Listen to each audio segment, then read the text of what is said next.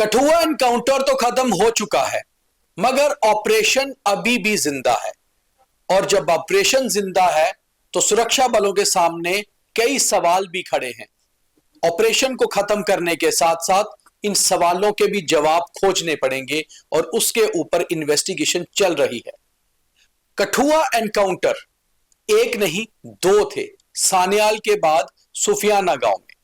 तो आखिर इसकी पूरी कहानी थी क्या, हम आज के शो में आपको बताते हैं, क्योंकि बियॉन्ड द हेडलाइन का मतलब ही है सुर्खियों से हटकर खबर की तह तक जाकर आपको समझाना। मेरे साथ होंगे मेरे सहयोगी पवन शर्मा भी इस शो में।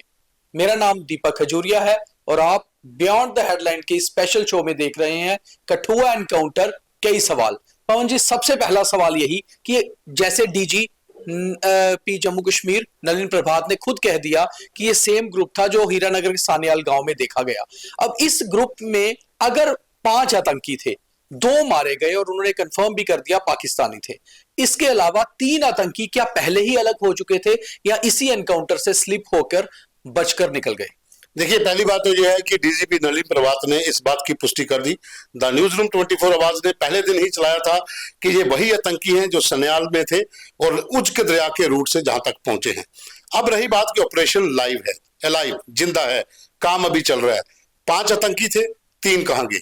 2 के शव मिल चुके हैं, 3 जहां तो मारे गए हैं, जो पहले खबरें चली कि 5 मार दिए हैं क्योंकि फायर नहीं आया उस तरफ से कोई। अब उनकी बॉडी को ढूंढने जाना है, ऑपरेशन अभी भी चल रहा है। इक्का दुक्का फायर आज भी सुबह हुए हैं। क्या वो वहीं पर हैं या फिर एस्केप हो गए? अगर एस्केप हो गए तो बहुत से सवाल छोड़ के जाएंगे। पुलिस कर्मियों के वेपन्स, तमाम चीजें ऐसी हैं जिसके ऊपर अब जांच भी होगी और सवाल भी खड़े होंगे। आप इन सवालों से पीछे नहीं हट सकते हैं क्योंकि 4 जवानों की शहादत कम नहीं है। अगर आप आंकड़ा देखें, उनके 2 की बॉडी आपको मिली है, 3 अभी तक कहां है ये पता नहीं है, लेकिन 3 कहां गए इसके ऊपर जांच होना जरूरी है। इनको अगर मार दिए गए हैं तो कहीं आगे पीछे होंगे, उनको ढूंढना है। हम ये नहीं कहते हैं कि इसमें किसी की नाकामी है।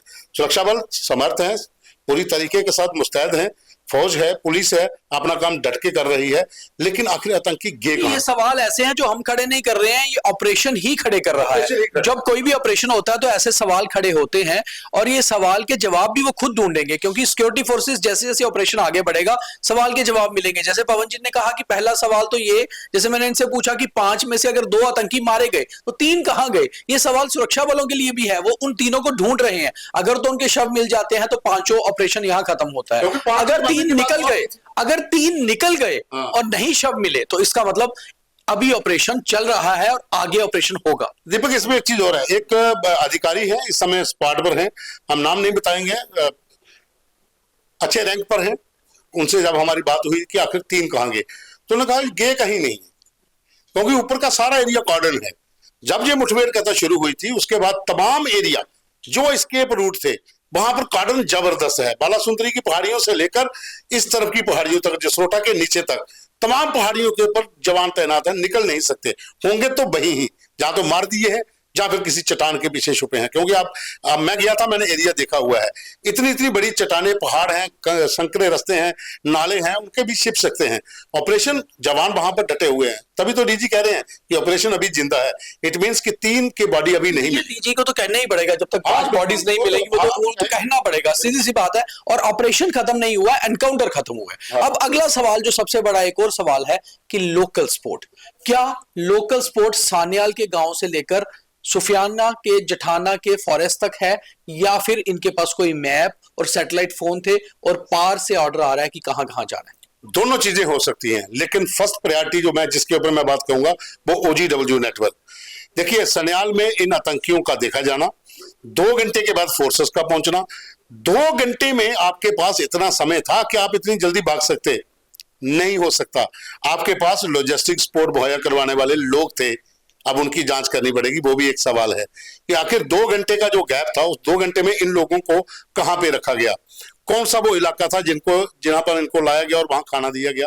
क्योंकि खाना तो वहीं पर छूट गया था, वेपन तो वहीं पर छूट गए थे कुछ से, और जूते भी वहीं पर कुछ रह गए थे।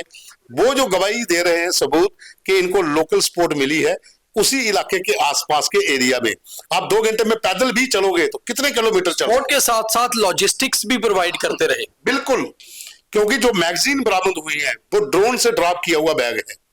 आप इनकाउंटर पे जाते हो, अगर मैं एज ए सिक्योरिटी फोर्सेस का जवान हूं, मैं अपने साथ मैगजीन, अपनी गन, अपना पिस्टल, अपने ग्रेनेड लेके जाता हूं। मैं कवर में मैगजीन पैक करके क्यों जाऊंगा?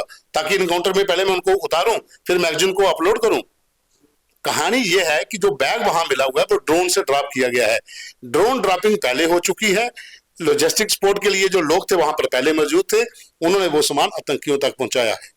तो ऑपरेशन खत्म करते करते सुरक्षा बलों को यह भी चीज का ध्यान रखना है कि इन्हें लॉजिक सपोर्ट्स मिल रही है।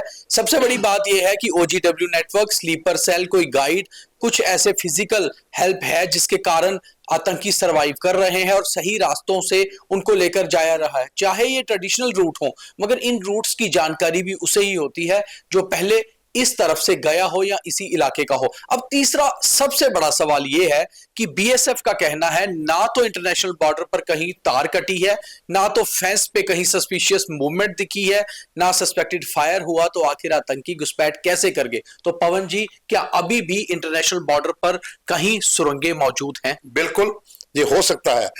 तारबंदी नहीं कटी है तो इट मीन्स कि टनल के जरिए आए हैं। और जैसा कि वो खाना वहां पर पड़ा था, हमने ये खबर चलाई थी कि ताजी रोटी थी। अगर वो साथ लेकर ताजी रोटी वहां से चले हैं टनल के जरिए, तो वो ताजा रोटी जो है वो 12-13 घंटे के बीच में जब पकड़ी गई थी, अगर इनको वहां पर किसी ने रोटी पहुंचाई है तो वो लोकल स्पोर्ट उसके सराउंडिंग में है, वो भी एक बड़ा सवाल है।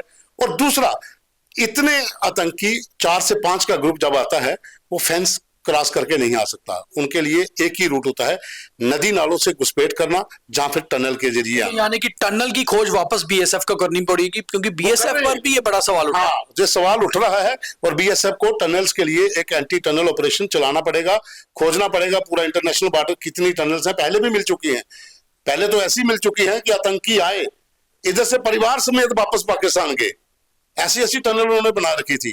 तो उसकी जांच भी बहुत जरूरी है। ये एक बड़ा सवाल है कि आए कैसे।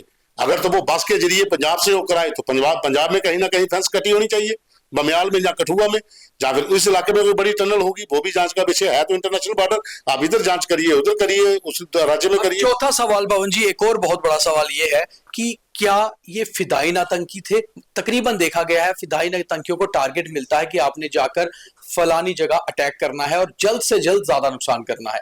एक ग्रुप ये होता है जिन्हें कहा जाता है आप घुसपैठ करिए, जाइए, उसके बाद आपको अगले निर्देश दिए जाएंगे कि आपको एक फलाना OGW मिलेगा, गाइड मिलेगा, आपको ले जाएगा, फिर आपको अगले टारगेट मिलेंगे। क्या लगता है स्ट्रेटजी चेंज है? फिदायीन नहीं थे, जहां तक मेरा मानना है।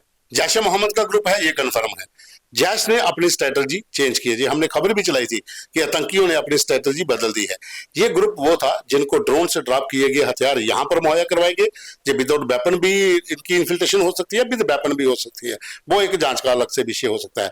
लेकिन फिदायीन अगर होते तो सन्याल से लेकर घाटी तक के रास्ते में बहुत से पुलिस स्टेशन हैं जहां हाईवे के ऊपर किसी को हाईजैक करते गाड़ी को होस्टेज क्राइसिस कर सकते थे, किसी पुलिस स्टेशन पर अटैक कर सकते थे, किसी सिक्योरिटी फोर्सेस के और ठिकाने को कर सकते थे।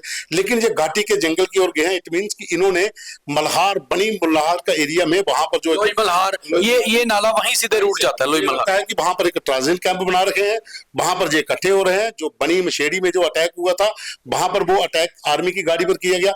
ये भी इसी तरह से थे, जहां पर बैठे और जब किसी आर्मी एरिया में पहुंचे, अगर कोई गाड़ी मिलती है तो उसके ऊपर अटैक करें।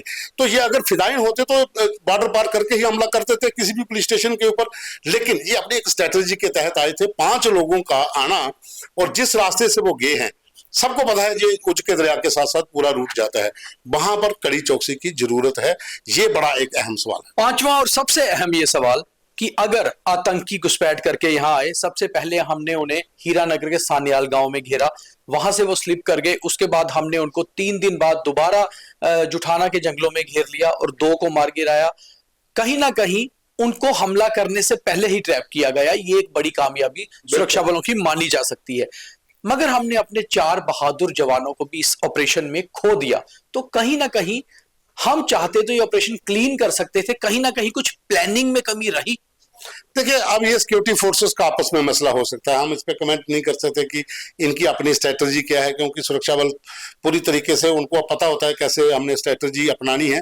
लेकिन एरिया के हिसाब से कई बार आपको स्ट्रेटजी बदलनी भी पड़ती है।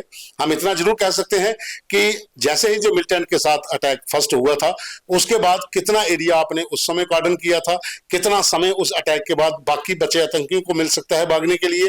जहां हम ये नहीं कहते कि भागे हैं, लेकिन हो सकता है उसी इलाके में हो। और जो खबरें आई थी कि 5 मारे गए हैं, हो सकता है मार भी दिए गए हो। जब तक बॉडीज रिकवर नहीं होंगी तब तक तो नहीं कह सकते, लेकिन इतना जरूर है कि सुरक्षा एजेंसियों का आपस में तालमेल होना चाहिए। सिक्योरिटी फोर्सेस का पुलिस के साथ, आर्मी और पुलिस का या पैरामिलिट्री फोर्सेस का समन्वय एक साथ होना चाहिए। तो इस तरह के एनकाउंटर में लॉस अपना कम होगा, दुश्मन ज्यादा मारे जाएंगे। तो हमारे इस खास बियॉन्ड द हेडलाइन शो में इतना ही, और ये 5 सवाल जो बहुत अहम है ये जानने के लिए कि आखिर कठुआ एनकाउंटर ऑपरेशन अभी जिंदा है मगर कई सवाल छोड़ गया है अपने पीछे, और इन सवालों के जवाब भी हमारे बहादुर जवान ही खोज रहे हैं। ऑपरेशन अभी चल रहा है जैसा डीजीपी ने खुद कहा, और बड़ी बात यह है कि हमारे 4 जम्मू कश्मीर पुलिस के बहादुर जवानों ने जो अपने प्राण न्यौछावर किए, प्राणों के बलिदान दिए देश के लिए, उन्हें हमेशा याद रखा जाएगा, डिपार्टमेंट द्वारा भी, जम्मू कश्मीर द्वारा भी, देश द्वारा भी। और हम अपने सुरक्षा बलों के साथ खड़े हैं,